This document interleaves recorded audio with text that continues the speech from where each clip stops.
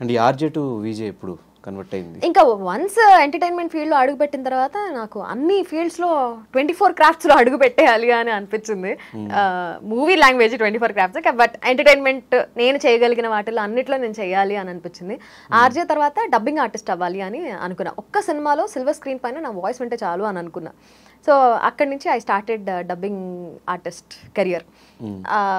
చాలా మూవీస్కి డబ్బింగ్ చెప్పాను. బావా, మరో చరిత్ర, సావిత్రి, అవును 1, అవును 2, లడ్డు బాబు, పూర్ణకి, హీరోయిన్స్కి చాలా మందికి చెప్పాను.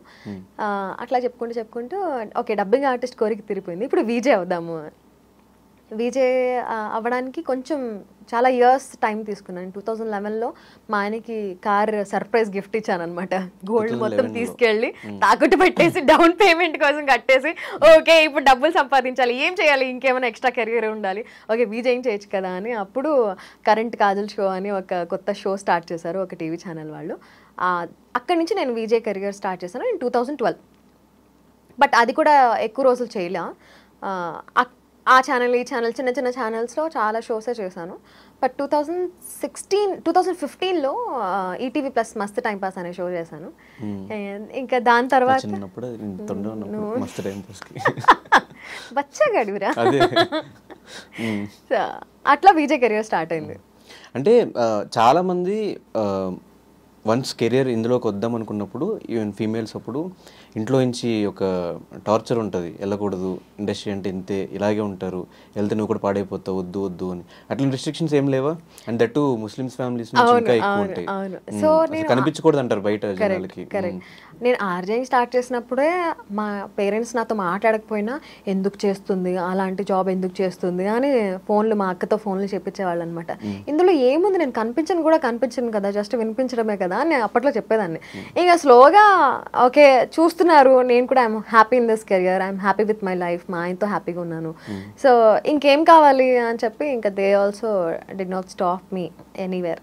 ఇంకా మా ఆయన అయితే ఫుల్ సపోర్టివ్, నీకు నచ్చింది చేయంటారు. అప్పుడప్పుడు చెప్తాడు ఇది చేయొద్దు అది చేయొద్దు.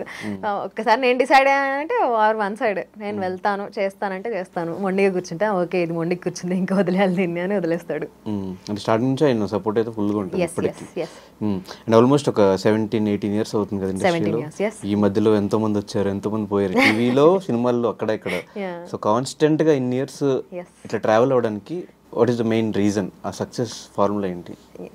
Consistency and will power, 100% will power. And నేను ఏదన్నా చేయగలను అనే కాన్ఫిడెన్స్ డెఫినెట్లీ ఉండాలి. And I also believe in manifestation. నీకేమైనా కావాలి అని అనుకున్నప్పుడు నువ్వు అది ఏం చేస్తే సాధించగలవు అనేది చూసుకోవాలి, దానికి కావాల్సిన స్కిల్స్ డెవలప్ చేసుకోవాలి, and that will definitely happen ఏదో ఒక రోజు. అండ్ చాలా అప్ అండ్ డౌన్స్ ఈ కెరియర్ మొత్తంలో. గెలిచినప్పుడు ఎలా ఉండేదానివి, ఓడిపోయినప్పుడు ఎలా ఉండేదాన్ని? గెలిచినప్పుడు ఆబ్వియస్లీ హ్యాపీ ఫీల్ అవుతాను, ఓడిపోయినప్పుడు సాడ్ ఫీల్ అయినా మనసులో ఒకటి ఓకే ఇది ఇవాళ ఇలా జరిగింది అంటే ఖచ్చితంగా దీనికంటే ఏదో పెద్దది మంచిది రాబోతుంది, అందుకే ఇది జరిగింది, ఇది ఏది జరిగినా మన మంచికి అని బిలీవ్ చేసేదాన్ని నేను. So something good and something big is waiting for me అని నాకు నేను నచ్చి చెప్పుకొని మూవ్ ఆన్ అయిపోయేదాన్ని. అంటే మధ్యలో 2016 ఆ మస్తు టైం పాస్ చేసిన తర్వాత ఒక 2-3 ఇయర్స్ ఎక్కడా కనిపించలేదు, రీజన్ ఏంటి? మస్తు టైం పాస్ 2016 యా 17, 18, 19, 20 కోవిడ్ పోయినా 21 వరకు అసలు బిగ్ బాస్ లో మళ్ళీ చూసేవారు కాజల్ ఎక్కడుందో ఏమైపోయిందో ఎక్కడ కనిపించలే. అరకొర అప్పుడప్పుడు యూట్యూబ్ లో ఇంటర్వ్యూస్ అవి చేస్తూ ఉండేవి. ఈ 4-5 ఇయర్స్ ఎలా గడిచిపోయింది? I was last somewhere. ఇప్పుడు నువ్వు చెప్పగానే నాకు ఒక్కసారి ఇట్లా ష్రింక్ అయింది నాకు హార్ట్. ఎందుకు నేను అంత ఖాళీగా ఉన్నాను, నేను ఎప్పుడు ఖాళీగా ఉండనే అనే థాట్ ప్రాసెస్ వెళ్తుంది. బట్ 2017, 18, 19, 20 వరకు కూడా I was happy with my life. నేను private anchoring, emceeing, corporate shows and all అవి నేను కాన్స్టెంట్గా ఎప్పుడు చేస్తూ ఉంటాను.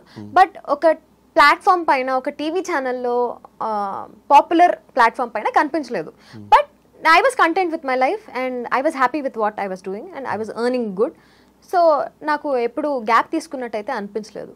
డబ్బింగ్స్ చెప్పుకునేదాన్ని, సో ఆ వర్క్ అంతా it was going main stream ఎందుకు బ్రేక్ పడిపోయిందని, ఒక సక్సెస్ఫుల్ కెరీర్ వెళ్తున్నప్పుడు మధ్యలో అంత బ్రేక్ ఎందుకు వచ్చేసింది? 2017 తర్వాత మేము మరి ఆపర్చునిటీస్ ఏం మస్త్ టైం రాలా. పాస్ మీరు చేసిన షో కూడా హిట్ అయింది. అవును, మస్త్ టైం పాస్ తర్వాత నాకు ఆపర్చునిటీస్ ఏం రాలేదు, నేను కూడా ఏం ట్రై చేయలేదు.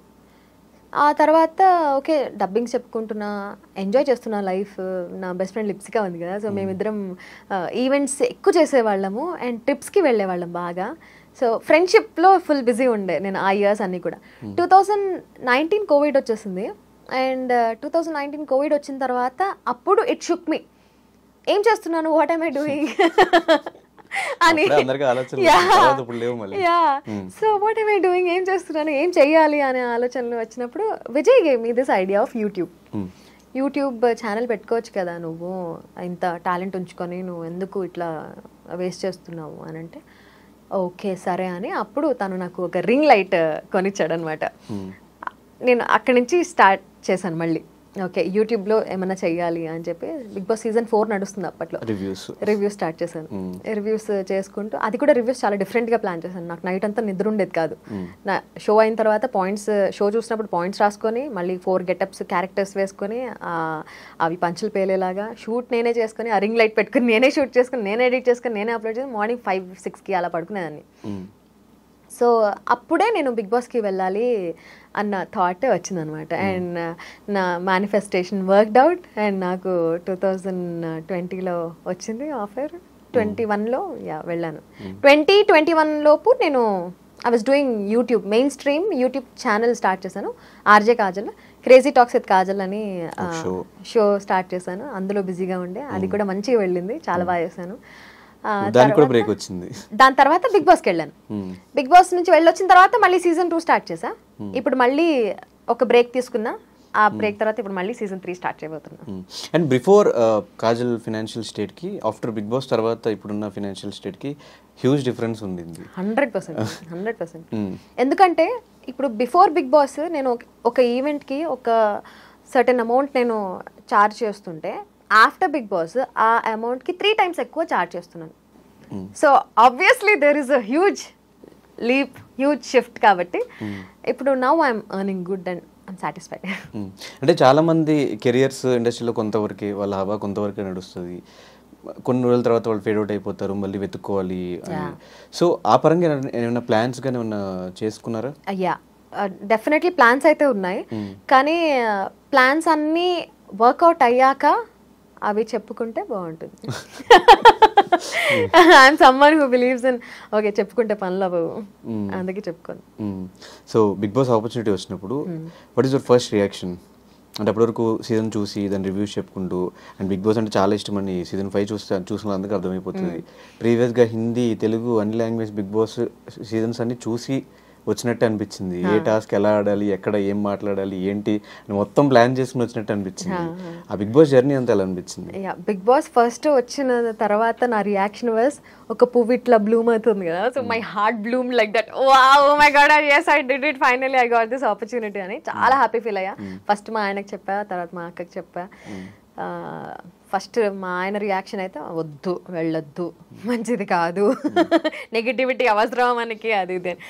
సరే ఓకే నువ్వు ఒప్పుకోకపోతే నేను బిగ్ బాస్ షోకి వెళ్ళి నాకు కంటెంట్ ఇస్తున్నావు నువ్వు, మా ఆయన ఒప్పుకోలేదు అయినా వచ్చాను అని చెప్పుకుంటాను నేను. అంటే అమ్మ తల్లి నీకో దండం అని చెప్పి ఒప్పుకున్నాడు.